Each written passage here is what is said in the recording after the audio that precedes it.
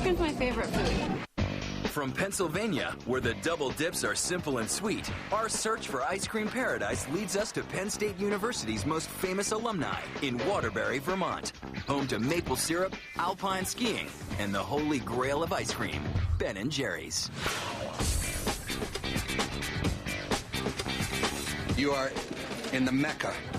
Waterbury, Vermont is where Ben & Jerry's got its start with our huge tour facility here, and this is our #1 tourist attraction in the state. People think of Vermont and you think typically maple syrup, Ben & Jerry's. So a lot of people come here and come to Vermont for Ben & Jerry's. Famous for wildly inventive flavors combined with the craziest mix-ins this side of Scooby Snacks, Ben & Jerry's has built up a devoted following all over the world. We've had people get down on the floor, kiss the floor when they come in this factory.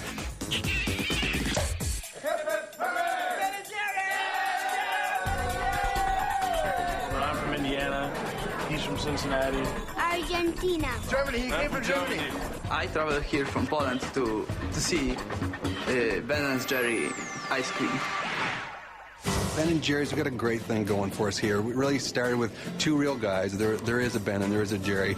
It all started in 1977 when Ben Cohen and Jerry Greenfield split the $5 fee for Penn State Creamery's correspondence course in ice cream making. There you go. And what do you know? Sometimes an ice cream education can actually pay off, as Ben & Jerry have made back their tuition several million times over. The mad geniuses of frozen dairy turned the industry on its head by creating the most outrageous, most outlandish, and most outstanding flavor-bursting combinations imaginable. It's the flavors, fun, funky flavors. This one's strawberry kiwi. It's my favorite. Tastes like a smoothie. Mint chocolate chip. That's the way to go. I love it. Cherry Garcia. Chocolate chip cookie dough. Strawberry cheesecake. Oh, man, it was awesome. I think cinnamon buns. Ben & Jerry's part in the history of ice cream is developing this high-quality product full of chunks, full of kind of this funky, chunky flavor lineup that was real unique. The peanut butter cup. Incredible.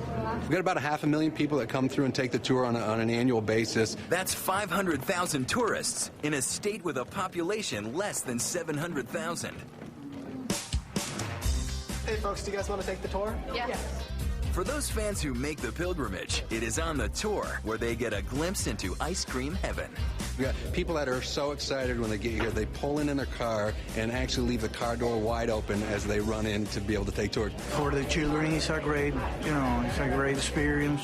They get to enjoy it and know how the ice cream is made, and I think it's fun. I'm local. I come probably once a month. We just want to see how much free ice cream we can get. We don't even know if that's part of the package deal, but we just assume like a brewery tour, ice cream factory tour. We're just hoping to mooch as much as we can. Hey, folks, that was the sound of the cowbell to start our 3 o'clock tour. My name is Josh. I'm going to be your tour guide today. What you're looking at down here is our original production facility. This is the very first Ben & Jerry's factory. We opened in 1985, and we have been making ice cream here ever since. So these are our two flavor vat systems. This one here happens to be Chubby Hubby.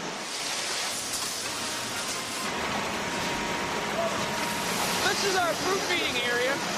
From here, it'll drop down to the bottom of the machine, be blended together into the ice cream flow. We'll follow this line over here to the filler, and then we'll actually package it up and finish it up as a pint. We call this now a precious finished pint. All we have to do is put a coat on down here. That's the end of it. At the end of the tour is the main event, the ice cream. Take the sample closest to you. I can promise you that the samples in the front taste the exact same as the ones in the back. I licked all of the samples to make sure of that. This room you're in right now is actually a very historic location at Ben & Jerry's. Between 1985 and 1995, this was our original test kitchen where Ben and Jerry themselves cooked up a lot of our best tasting and best selling flavors. Does anyone have any questions for me? Do you take suggestions for new flavors? Yeah, we actually do take consumer suggestions. We get about 1 million a year, and we make sure to read all of them. So many of our fans have come up with flavor suggestions for us that have worked real well. Cherry Garcia, Chunky Monkey, Chubby Hubby, all suggestions from fans, and that's kind of love that they show us and bring to the company. Which is the top selling ice cream? Cherry Garcia is our bestseller in pints, but when you factor in scoop shop sales, it's actually going to be chocolate chip cookie dough. So they're really up there, 1 and 2, very close together. Has a flavor ever been discontinued? We actually discontinue flavors all the time. They go to our flavor graveyard. We have almost 350 flavors in the flavor graveyard. When you have a dearly departed flavor, such as Bovinity Divinity, you can go spend a little quiet time in front of the headstone of the flavor. Each headstone has kind of a unique saying. Several years back, we had a contest to see what flavor the public wanted us to bring back from the dead. So the public voted. They wanted Wavy Gravy to come back. So on the day that we resurrected Wavy Gravy, we had a whole procession go up there, and we actually literally dug up Wavy Gravy.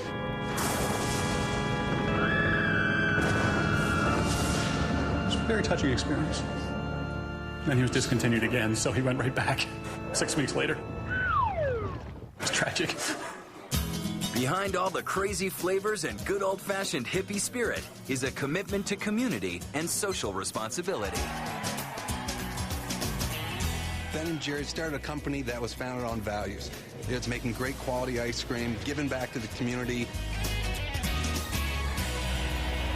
There's a 3-part mission statement for Ben & Jerry's, so it's product, economic, and social.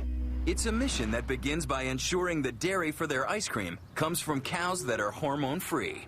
We love our cows. They're Vermont cows. And we get all of our milk from the St. Albans Co-op. It's all a part of their commitment to benefit the environment.